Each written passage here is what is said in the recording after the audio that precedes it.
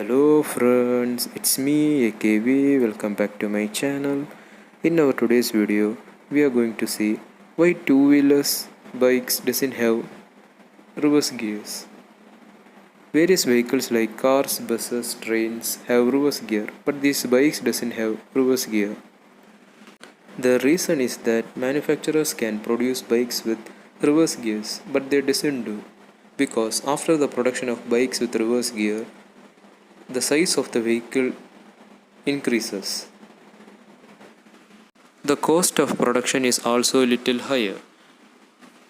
Since the two-wheelers are easy to use, placing reverse gears are not considered by the manufacturers. Two-wheelers can be effectively handled in many situations, taking U-turn, etc.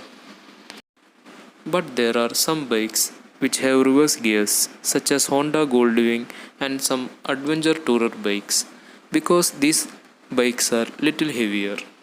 Taking sudden U-turns or moving these bikes immediately backwards is little difficult.